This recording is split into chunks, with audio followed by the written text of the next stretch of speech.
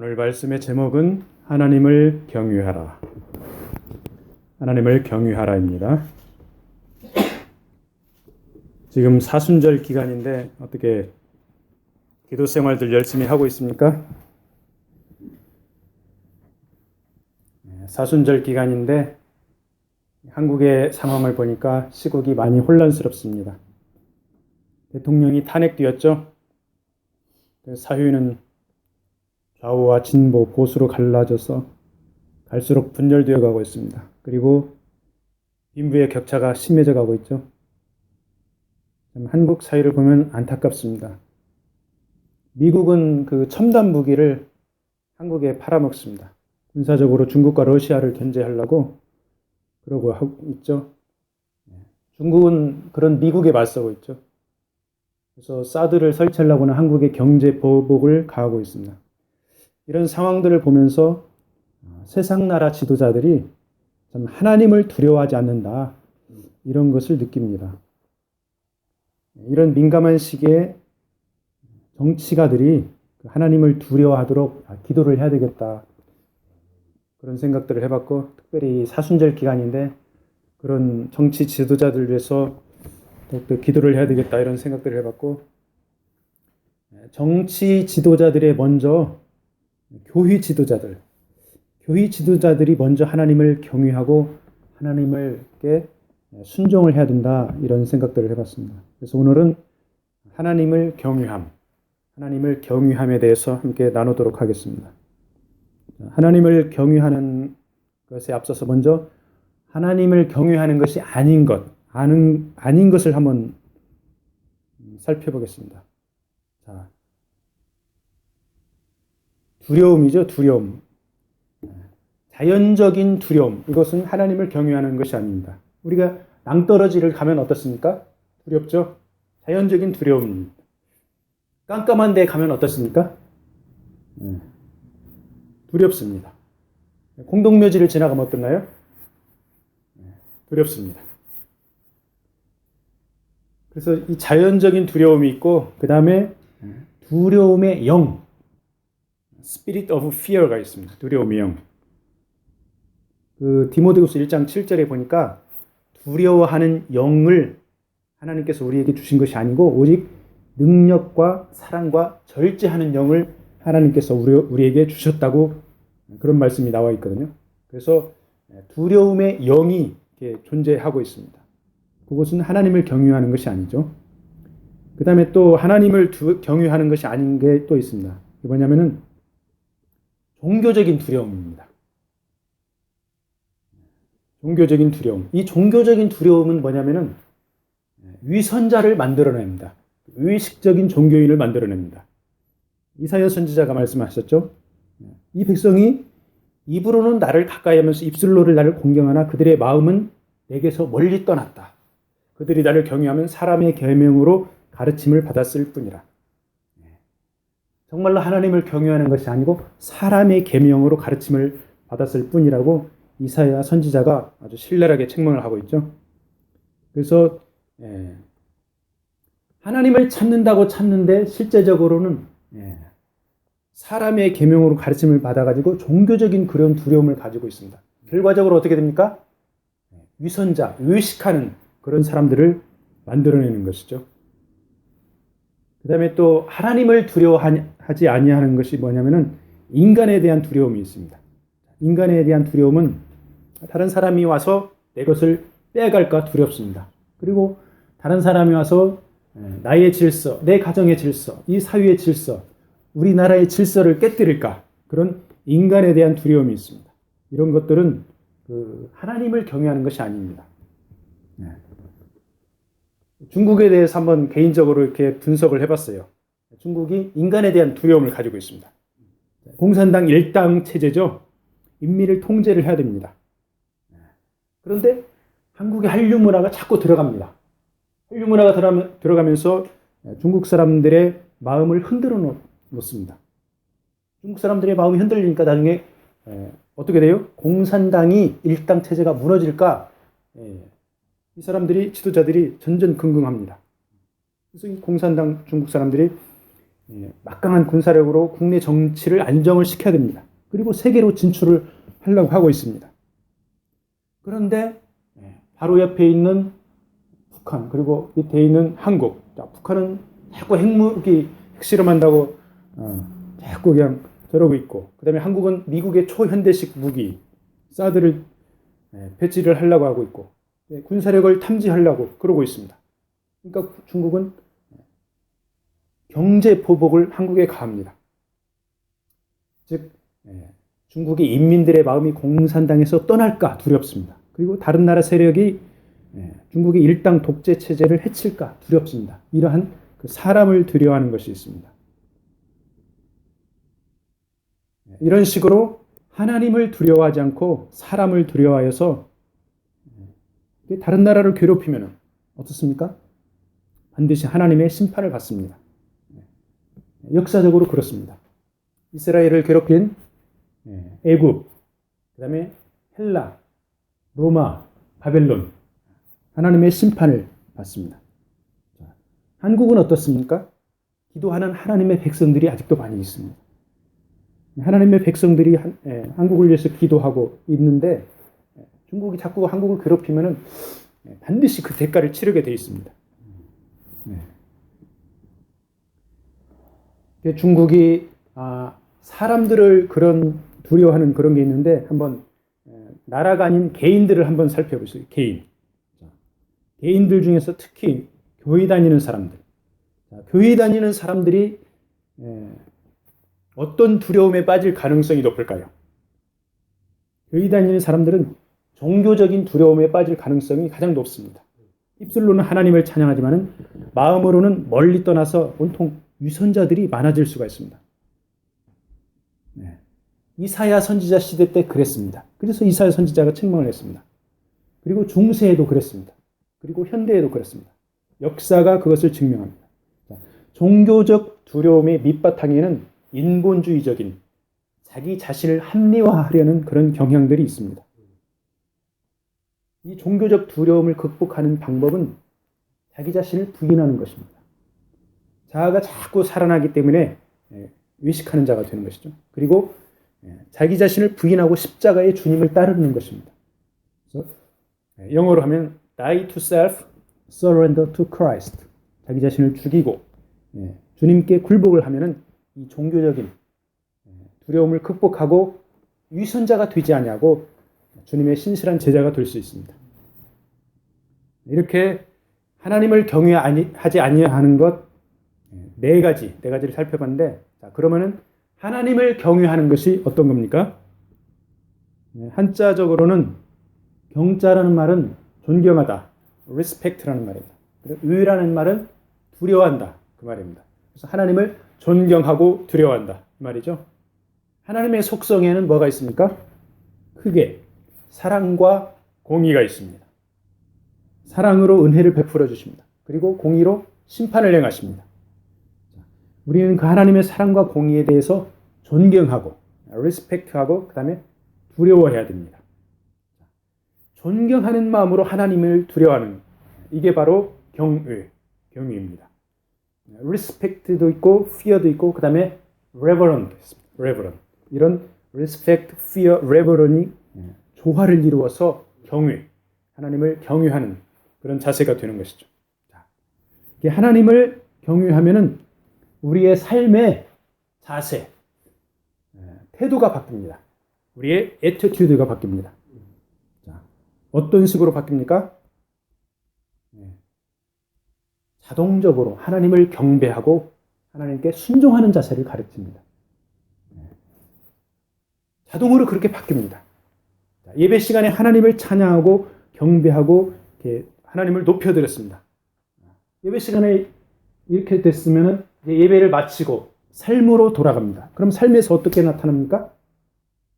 순종으로 나타납니다. 하나님 앞에 순종하는 그런 모습으로 나타납니다. 하나님을 경외하면은 이렇게 우리의 자세가 바뀝니다. 그리고 어떻게 또 자세가 바뀌냐면은 하나님을 기쁘시게 하려고 합니다. Please to God. 우리를 구원해 주신 하나님의 은혜에 감사해서 하나님을 기쁘시게 하는 거죠. 또한 자연적이고 인간적인 두려움의 영, 종교적인 두려움에서 건져내 주신 하나님 앞에 감사해서 우리의 자세가 하나님을 기쁘시게 하려고 이렇게 바뀝니다. 네. 자, 영국에서 웨일즈 대부흥이 일어났었죠. 미국에서 아주사 대부흥이 일어났었습니다. 한국에서 평양 대부흥, 이런 엄청난 하나님의 부흥의 역사 가운데 그 부흥의 역사를 잘 살펴보면 뭐가 있었습니까? 하나님을 두려워하는, 기도하는 백성들이 있었습니다. 그래서 우리 한국의 상황이 지금 혼란스럽고 어렵지만은 한국 교회자들이, 한국 교회 지도자들이, 그 다음에 성도들이 이 어지러운 시국에 보수 진보 가릴 것 없이 하나님 앞에 나와서 두려움에 떨면서 하나가 되어서 기도를 해야 됩니다. 그런데 현실은 어떻습니까?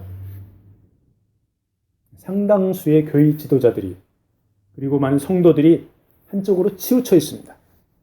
사회가 갈등을 겪고 있고 분열하고 있는데 이것을 통합하지 못하고 오히려 갈등과 분열에 동참을 합니다. 기독교인들이, 교회 지도자들이. 참으로 가슴 아픈 일이죠. 왜 그렇습니까? 정치권에 기대어서 기득권을 지키려고 하는 그런 태도가 있습니다. 이런 것들 내려놔야 됩니다. 경제력이 있는 중산층들, 눈치를 봅니다. 사람을 두려워하는 그런 태도죠. 이런 것들을 버려야 됩니다. 오직 하나님을 경외하면서 민족의 앞날과 다음 세대를 짊어지고 갈 그런 젊은이들을 위해서 기도를 해야 되죠. 그게 바로 사회의 갈등과 혼란을 우리가 쌓아안고 화합과 상생으로 나가는 그런 길이죠. 이렇게 하나님을 경외하면은 우리의 자세, 크리스찬의 자세가 이렇게 바뀌어야 되는데 이번에는 예수님의 삶을 한번 보겠습니다. 예수님께서는 어떻게 하나님을 경외했나? 이사야서 11장 말씀이 이사야 선지자가 예수님을 예언한 그런 메시아에 대한 예언의 내용입니다. 그 11장 3절 말씀을 제가 읽어드리겠습니다. 그가 여호와를 경외함으로 즐거움을 삼을 것이며, 그는 예수님을 예언한 내용이죠. 예수님께서 여호와 하나님을 경외함으로 즐거움을 삼을 것이요, 그의 눈에 보이는 대로 심판하지 아니하며 그의 귀에 들리는 대로 판단하지 아니하며. 하나님의 아들 예수님께서 아버지 하나님을 경외함으로 즐거움을 삽니다. 이 말씀하고 있죠. 여러분들 생각해 보세요.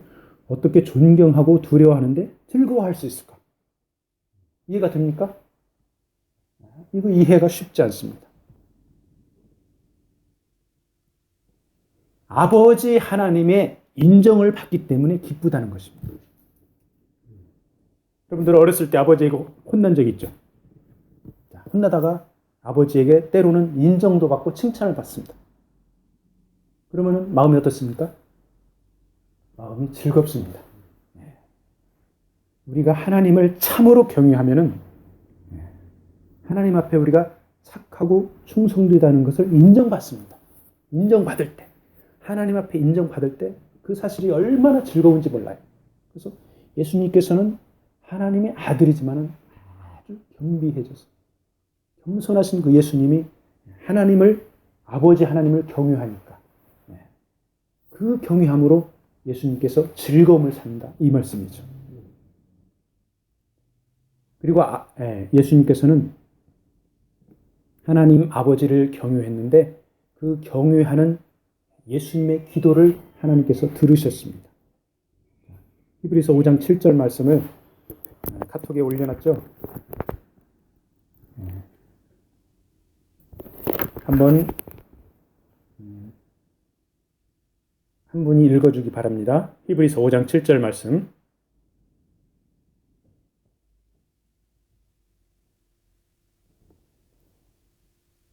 히브리서 5장 7절 말씀을 한 분이 읽어주세요.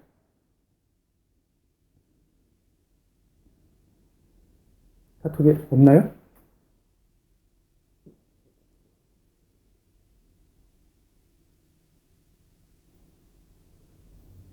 During the days of Jesus' life on earth, he offered up prayers and petitions with fervent cries and tears to the one who could save him from death, and he was heard because of his reverent submission. 하나님께서 예수님의 기도를 들어주셨는데 because of his reverent submission, 경유하는 순종, 하나님을 두려워하는 순종, 이 순종하심 때문에 하나님께서 예수님의 기도를 들어주셨습니다. 자, 예수님은 하나님의 아들로 성자 하나님이시죠. 죄도 없고 흠도 없는 완전한 하나님이십니다. 그런데 이 예수님이 통곡과 눈물로 아버지께 외친 것은 죄인들을 위해서 그렇습니다. 바로 여러분과 저의 죄를 용서하기 위해서 인간의 몸을 입고 고난당하셨죠. 성육신 하신 것입니다. 공생의 기간 동안에 통곡과 눈물, 간구와 소원의 기도, 기도가 주님의 경건하심, 즉 하나님을 경유하는 그 경유함 때문에 아버지께서 예수님의 기도를 들어주셨다는 그 말씀이죠. 그래서 예수님의 이런 자세가 우리에게 모본을 보여주십니다. 우리는 연약합니다. 그래서 기도는 하는데 때로는 우리 삶에서 경건한 삶의 모습을 나타내지 못할 때가 얼마나 많습니까? 그런데 주님께서 완벽하게 기도와 경건한 삶에 조화된 샘플, 그 샘플을 우리에게 제시하신 것입니다. 그래서 우리는 주님을 닮아서 기도와 경건에 힘쓰면 어떻습니까? 하나님께서 우리의 기도를 응답해 주실로 믿습니다. 아멘. 하나님을 경유하는데 조건이 있습니다. 조건. 하나님께서 우리 인간에게 자유의지를 주셨죠. 하나님을 경유함을 선택을 합니다. 우리가. 하나님을 경유함을 선택할 수도 있고 우리 멋대로 살아갈 수도 있습니다. 잠언 1장 28절 29절 말씀을 제가 읽어드릴게요. 영어로 읽어드리겠습니다. Then they will call to me, but I will not answer. 그들이 불러도 내가 응답하지 않겠다. They will look for me, but will not find me. 그들이 나를 찾아도 찾지를 못할 것이다. Since they hated knowledge. 하나님 알기를 그들이 싫어한다. And did not choose to fear the Lord. 하나님 경외하기를 선택하지 않았다. Did not choose to fear the Lord. 하나님께서 만드신 걸작품, 사람들이 하나님 경외하기를 선택하지 않은 것입니다. 그래서 우리가 기도해도 응답을 못 받을 때 혹시 내가 하나님 알기를 싫어하고 하나님을 경외하지 않은지 반성을 해야 됩니다. 그리고 우리는 항상 하나님 경외하기를 choose 해야 됩니다. 선택을 해야 됩니다. 그 다음에 하나님을 경외함의 조건이 성령께서 우리를 하나님을 경외하라고 가르쳐 주십니다. 너희 자녀들아 와서 내 말을 들으라. 내가 여호와를 경외하는 법을 너희에게 가르치리로다. 시편 34편의 말씀도 내가 여호와를 경외하는 법을 너희에게 가르치리로다. 성령님께 우리가 가르침을 받는 게 가장 확실한 방법이죠. 그 다음에 또 다른 조건이 뭐냐면 우리의 지혜를 의지하지 말라. 성령의 가르침을 받으라. 하나님의 지혜를 받으라. 잠언 3장 7절 말씀. 스스로 지혜롭게 여기지 말지어다. 여호와를 경외하며 악에서 떠날지어다. 스스로 지혜롭게 여기지 말지어다. 여호와를 경외하며 악을 떠날지어다. 그래서 우리의 지혜를 의지하지 말고 그다음에 악에서 떠날지어다. 악에서 떠나는 것이 또 하나님을 경외하는 그 조건입니다. 이러한 하나님을 경외하는 조건들을 잘 살펴보면은 생활 태도와 자세입니다. 자신의 지혜를 의지하지 말고 악에서 떠나서 성령을 의지해야 됩니다.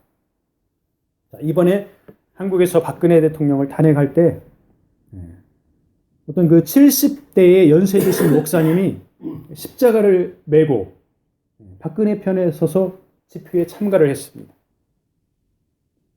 이 목사님은 어렸을 적에 가족들이 북한 그 군인들한테 많은 고난을 당했어요. 그리고 교회 신도들이 고통을 많이 당했어요. 그 북한 공산부들한테. 그러니까 이 목사님의 그 이제 북한을 싫어하는 마음, 나라를 생각하는 마음이 충분히 이해가 갑니다.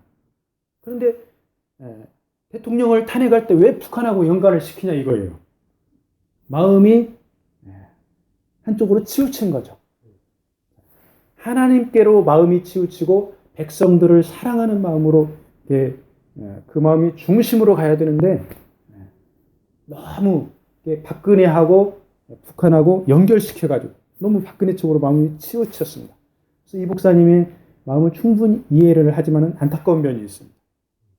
박근혜가 탄핵되고 이제 삼성동 사저로 가니까 그 삼성동 사저의 벽에 대고 교인들이 와서 통성 기도를 합니다. 자, 통성 기도하는 그분들의 마음을 우리가 이해를 합니다. 이해를 하는데 이분들 어떻습니까?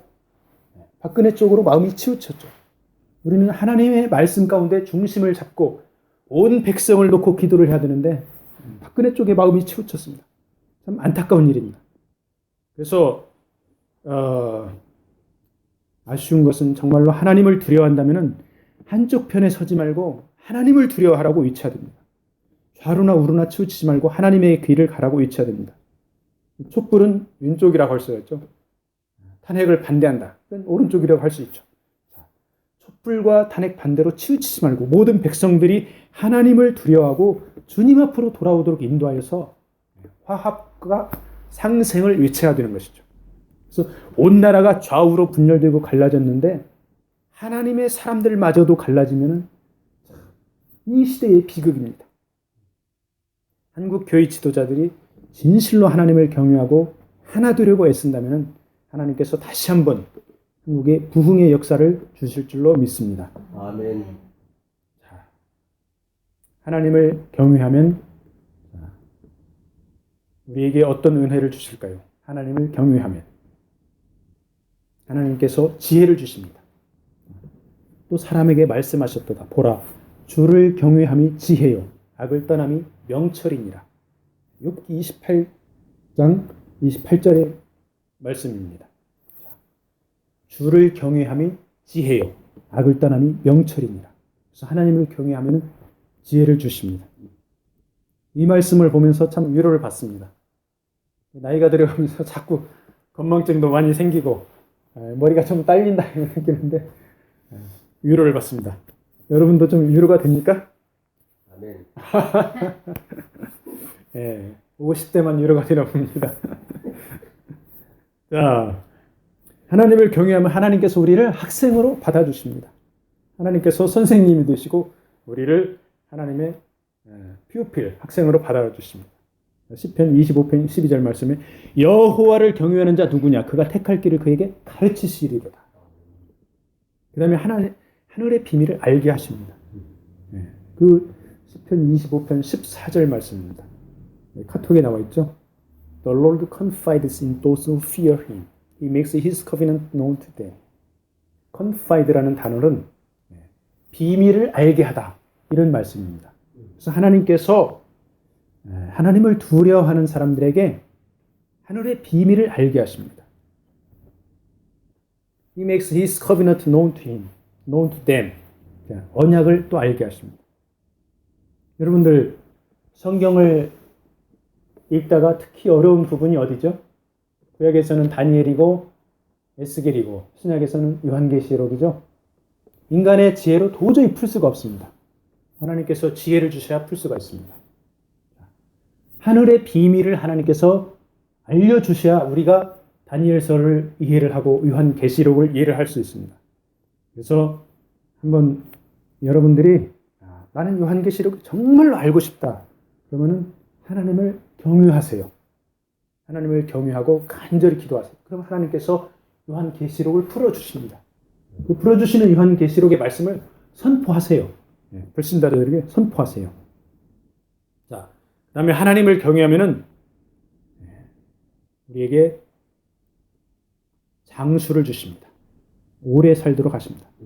여호와를 경외하면 장수하느니라. 그러나 악인의 수명은 짧아지느니라.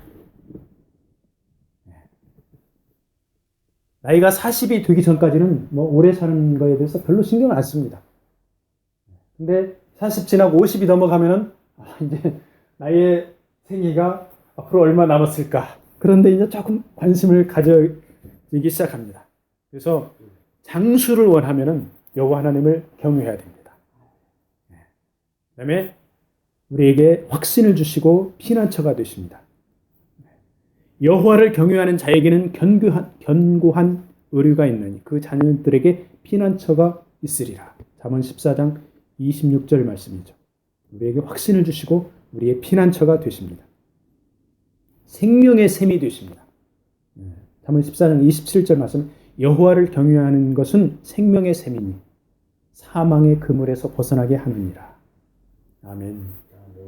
자, 이렇게 하나님을 경외하면 엄청난 은혜를 베풀어 주시는데 사회가 갈수록 선진화되고 있죠. 풍요로워집니다. 그래서 사람들의 경향이 하나님을 떠나라고 하는 그런 경향이 있습니다. 사람의 속성입니다. 왜? 마귀 사탄이 자꾸 유혹을 합니다. 그래서 하나님을 떠나라, 하나님을 떠나라, 죄를 지어라, 죄를 지어라. 자꾸 마귀의 속성입니다. 그래서 죽이고 빼앗고 파괴시키는 게 마귀의 속성이죠.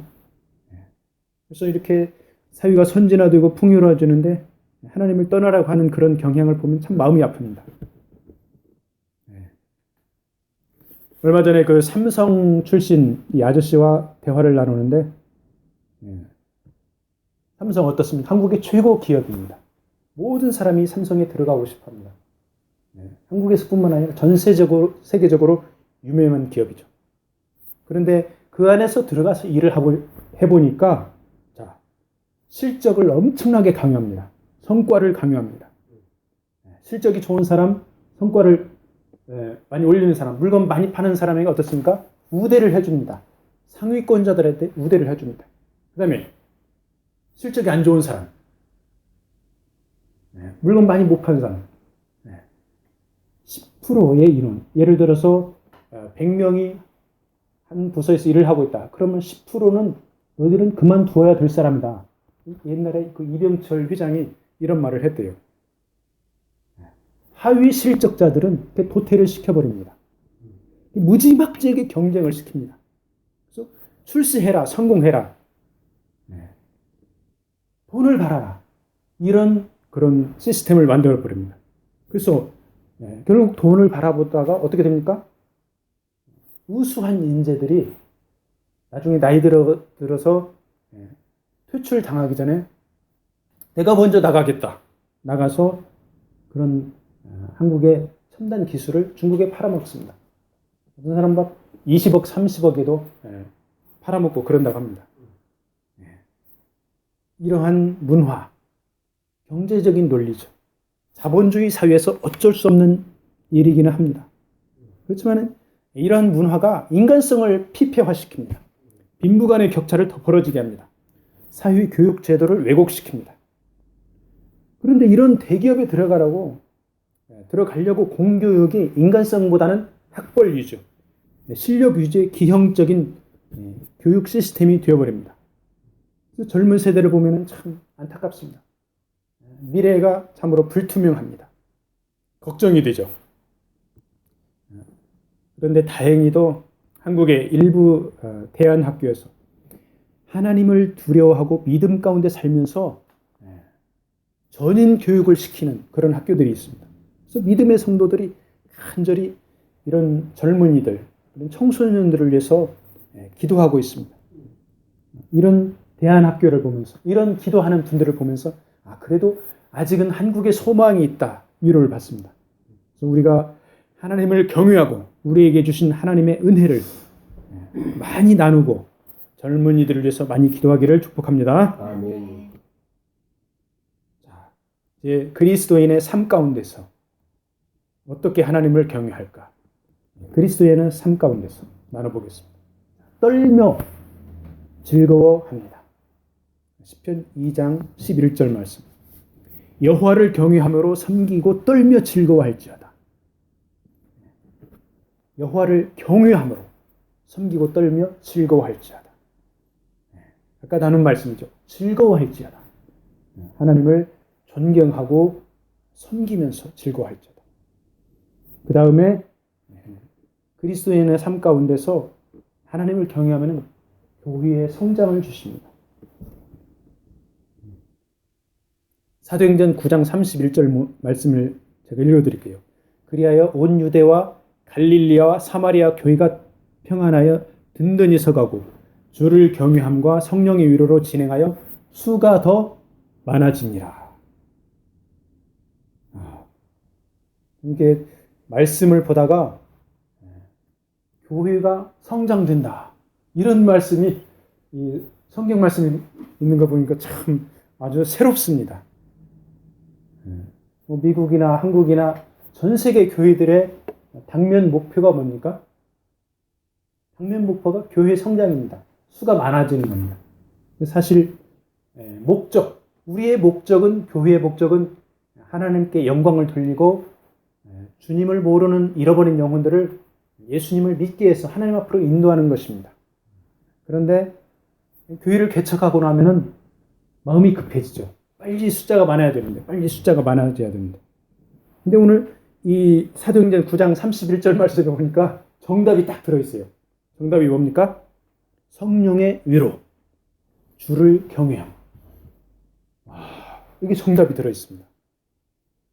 그래서 교회의 성도들이 하나님을 경외하고 성령의 위로, 인도하심을 받으면 수가 많아지는 것은 자동입니다. 자동. 그래서 우리는 교회의 수가 많아질까 조바심을 갖지 말고 그냥 하나님을 경외하고 성령의 위로하심, 성령의 인도하심을 간구하면 자동적으로 교회를 성장시켜줄 줄 믿습니다. 아멘. 그 다음에 그리스도인의 삶 가운데서 피차 복종하라. 아내는 남편에게, 자녀는 부모에게 복종하라. 에베소서 5장 21절 말씀. 그리스도를 경외함으로 피차 복종하라. 네. 하나님의 질서입니다. 아내는 남편에게, 자녀는 부모에게 복종하라. 하나님의 질서입니다. 그런데 저는 참 많은 사람들이 저한테 이야기를 합니다. 참 아내를 잘 만났다. 이렇게 이야기를 합니다. 저도 거기에 100% 동감을 합니다.